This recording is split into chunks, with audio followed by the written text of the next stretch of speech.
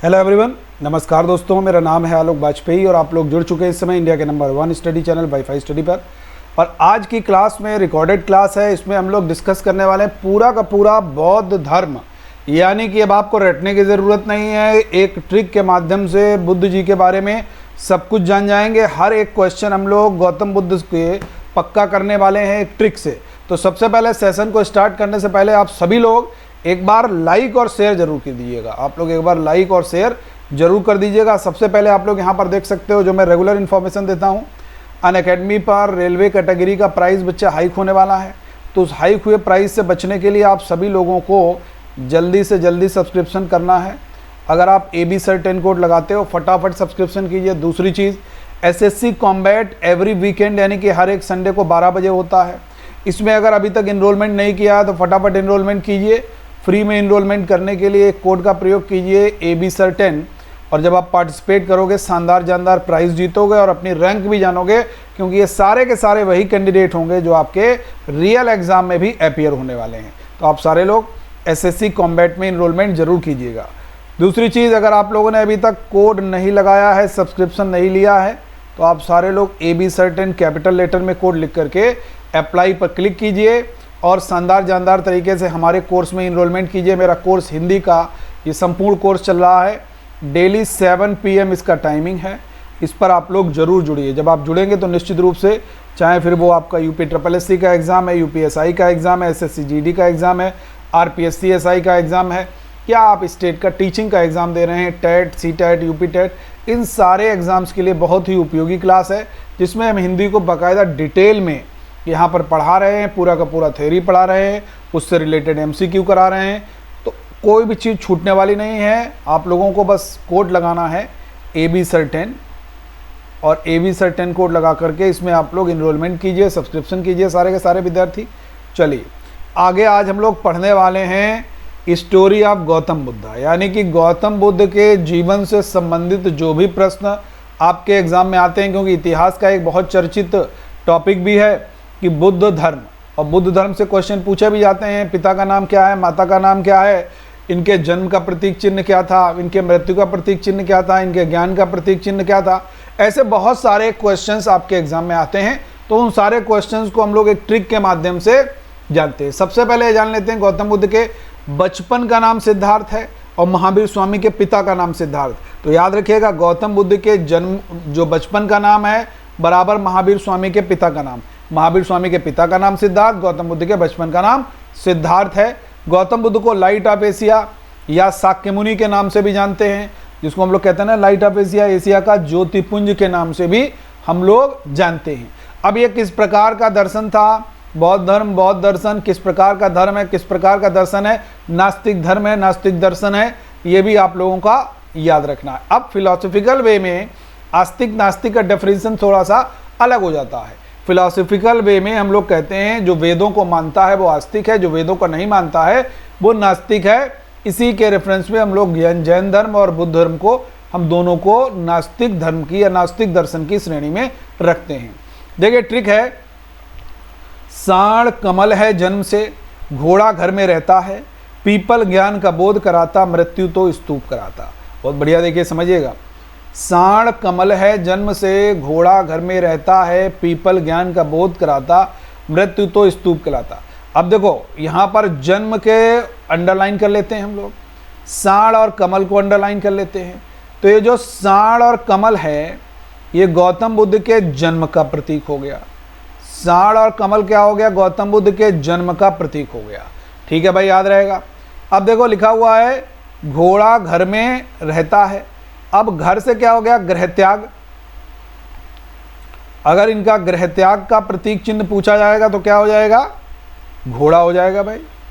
और इनका प्रसिद्ध जो इनका बहुत फेवरेट जो अश्व था उसका नाम भी आप लोगों को याद होगा, कंथक इनके घोड़े का नाम था, जिसको लेकर के ये अपने घर से निकलते हैं जब ज्ञान की खोज में, अनुमा नदी में फिर जाकर के स्नान करते हैं, अपने सिर को मुंडवाते हैं और भिक्षुओं के कसाय वस्त्र धारण करते हैं और ज्ञान की खोज में घूमने लगते हैं। तो घोड़ा क्या हो गया, गृहत्याग का प्रतीक हो गया। फिर है पीपल ज्ञान का बोध कराए, यानी कि इनको जो ज्ञान की प्राप्ति होती है वो किस पेड़ के नीचे होती है, पीपल। भाई ज्ञान, बोध। अब बोध गया में इनको ज्ञान की प्राप्ति होती है। कहाँ पर? बोध गया में। अब यहीं पर इस पीपल को हम लोग बोधि वृक्ष भी बोलते हैं, बोधि वृक्ष भी बोलते हैं। अब देखो यहाँ से आपके इस वाली लाइन से 2-3 सवाल पक्के हो गए। प्रतीक चिन्ह क्या हो गया ज्ञान का? पीपल हो गया। पीपल को हम लोग किस नाम से जानते हैं? बोधि वृक्ष बोलते हैं। ठीक है, बोध के मतलब क्या हो गया? बोध गया हो गया। फिर है मृत्यु तो स्तूप कहलाता। मृत्यु तो स्तूप कहलाता मतलब ये हो गया कि भैया जो मृत्यु है इसका प्रतीक चिन्ह क्या हो गया? स्तूप हो गया।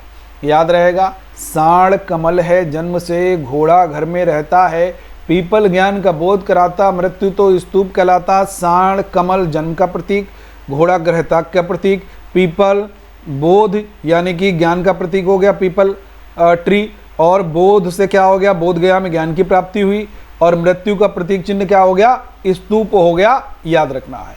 अब इसके अलावा जो आपका बहुत बेहतरीन महत्वपूर्ण है, याद रखना, गौतम बुद्ध ने जो गृहत्याग किया है वो 29 साल की उम्र में किया है। 6 वर्ष उन्होंने तपस्या की, 35 वर्ष में ज्ञान की प्राप्ति हुई। किस नदी के किनारे ज्ञान की प्राप्ति हुई? तो आप लोग याद कर सकते हो भाई, निरंजना। कौन सी नदी के किनारे इनको ज्ञान की प्राप्ति होती है? निरंजना नदी के किनारे, पीपल के वृक्ष के नीचे। और कितने वर्ष में? 35 वर्ष में इनको ज्ञान की प्राप्ति होती है। अब यहाँ पर 2-3 सवाल और बनते हैं। अब इनके जो घर छोड़ने की, गृह त्याग की घटना है, ये बौद्ध धर्म में क्या कहलाती है? गृह त्याग की घटना जो घटना है बौद्ध धर्म में, वो महाभिनिष्क्रमण कहलाती है। महाभिनिष्क्रमण कहलाती है। और जब इनको ज्ञान मिला, ज्ञान के बाद में इन्होंने पहला उपदेश दिया। पहला उपदेश देने की घटना भाई क्या कहलाएगी? तो ये भी आप लोग याद रखोगे, धर्म चक्र प्रवर्तन। ये पहला उपदेश देने की घटना गौतम बुद्ध की कहलाती है। दूसरे सवाल आपसे और बनता है कि भाई इनकी मृत्यु की घटना बुद्ध धर्म में क्या कहलाती है? तो आपको याद होना चाहिए महापरिनिर्वाण। महापरिनिर्वाण जो है वो गौतम बुद्ध के मृत्यु की घटना कहलाती है। तो याद रखना है, गृह त्याग महाभिनिष्क्रमण हो जाएगा। ठीक है, पहला उपदेश धर्म चक्र प्रवर्तन हो जाएगा, और मृत्यु इनकी क्या कहलाएगी? महापरिनिर्वाण कहलाएगी। अगर पूछा जाएगा ये किस कुल से संबंधित थे, तो शाक्य कुल से संबंधित थे। पिता का नाम शुद्धोदन है, माता का नाम महामाया हो जाता है भाई। ठीक है, और इनकी पालक माता का नाम प्रजापति गौतमी हो जाता है। इनके पुत्र का नाम राहुल हो जाता है। 29 वर्ष में गृह त्याग किया, 6 वर्ष कठोर तपस्या की, 35 वर्ष में ज्ञान की प्राप्ति हुई। प्रिय अश्व कंथक है, प्रिय सारथी चेन्ना है। ये भी आप लोग याद रखोगे, प्रिय सारथी इनका क्या हो जाएगा? चेन्ना हो जाएगा। अब बौद्ध धर्म से एक सवाल और आपके एग्जाम में पूछा जाता है, वो ये पूछा जाता है कि बौद्ध संगीतियों से सवाल आते हैं। तो अगर कभी भी आए तो RBPK यार आप लोग याद रखोगे। RBPK का मतलब क्या हो गया? राजगृह हो गया। राजगृह हो गया R से, पहली बौद्ध संगीति हुई। फिर है B से वैशाली हो गया। वैशाली में कहाँ पर? दूसरी बौद्ध संगीति हुई। P से क्या हो गया भाई? पाटलिपुत्र हो गया। पाटलिपुत्र में तीसरी बौद्ध संगीति हुई। K से क्या हो गया? कुंडलवन हो गया। तो कुंडलवन में कौन सी? चौथी बौद्ध संगीति होती है। अब यहाँ पर थोड़ा सा अगर पेपर सेटर चालाक होगा तो वो क्वेश्चन को थोड़ा सा घुमाएगा। घुमाएगा कैसे भैया? उसने वो ये नहीं पूछेगा पहली बौद्ध संगीति कहाँ पर हुई, ये पूछा उसने, उसमें ऑप्शन राजगृह नहीं देगा, उसमें ऑप्शन दे देगा सप्तपर्णी गुफा। क्या दे देगा भाई? सप्तपर्णी गुफा। तो पहली बौद्ध जो संगीति है वो राजगृह के सप्तपर्णी गुफा में होती है। इसी तरीके से दूसरे के बारे में पूछा जा सकता है। दूसरी बौद्ध संगीति में मान लीजिए पूछा जाए क्वेश्चन और वैशाली ऑप्शन में ना हो, तो वैशाली के बालुकाराम बिहार में, वैशाली के बालुकाराम बिहार में दूसरी बौद्ध संगीति होती है। पहली कहाँ पर? राजगृह की सप्तपर्णी गुफा में। दूसरी बौद्ध संगीति कहाँ पर? वैशाली के बालुकाराम बिहार में।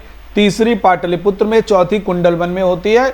ये आप लोगों को याद रखना। अब देखो एक बार में मैं सारे क्वेश्चन डिस्कस कर देता हूं जो बनेंगे। बुद्ध का जन्म कहाँ हुआ? कपिलवस्तु लुम्बिनी में 563 ईस्वी पूर्व में। ठीक है। बुद्ध के पिता का नाम शुद्धोदन किस कुल के प्रधान थे? शाक्य गणराज्य के प्रधान थे। ठीक है, याद रखना चाहिए। इसके बाद में इनकी माता का नाम महामाया था, इनकी पालक माता का नाम प्रजापति गौतमी था, इनके पुत्र का नाम राहुल था, और इसके बाद में इनके प्रिय अश्व का नाम क्या है? कंथक है। प्रिय सारथी का नाम क्या है? चेन्ना है। इनके पहले गुरु का नाम पूछा जाएगा अलार कलाम, दूसरे गुरु का नाम पूछा जाएगा रुद्रक रामपुत। किस नदी के किनारे ज्ञान की प्राप्ति हुई? निरंजना नदी के किनारे। किस पेड़ के नीचे? पीपल के वृक्ष के नीचे। कितने वर्ष की अवस्था में? 35 वर्ष की अवस्था में। तो ऐसे क्वेश्चंस आपके एग्जाम में जरूर आएंगे। और 3 चीजें जो मैंने बताई हैं, ग्रह त्याग की घटना क्या कहलाती है? महाभिनिष्क्रमण, बहुत इंपॉर्टेंट है। पहला, उपदेश देने की घटना क्या कहलाती है? धर्मचक्र प्रवर्तन। तीसरा, मृत्यु की घटना क्या कहलाती है? महापरिनिर्वाण।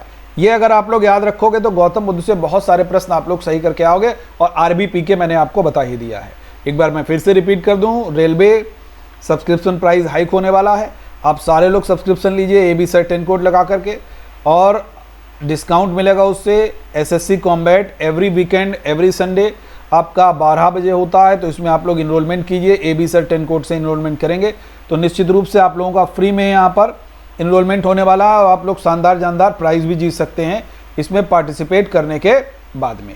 ठीक है बच्चे, इसके अलावा मेरा जो कोड आप लोगों को प्रयोग करना है सब्सक्रिप्शन के लिए या कॉम्बैट के लिए, AB सर 10 लगाना है कैपिटल लेटर में बगैर किसी स्पेस के। और मेरे इस कोर्स में इनरोलमेंट सारे लोग कीजिए। 7 बजे शाम को डेली चलता है। हिंदी का प्लस कोर्स है जिसमें हम लोग हिंदी को बहुत बेहतरीन तरीके से यहाँ पर कंप्लीट कर रहे हैं। ठीक है भाई, तो सेशन अच्छा लगा हो तो एक बार ज़बरदस्त तरीके से लाइक कीजिएगा, शेयर कीजिएगा, चैनल को सब्सक्राइब कीजिएगा। Okay, thank you everyone. जय हिंद, जय भारत। बढ़िया से रहिए, सावधान रहिए, सतर्क रहिए, सुरक्षित रहिए और मन लगा करके पढ़ते रहिए। जय हिंद।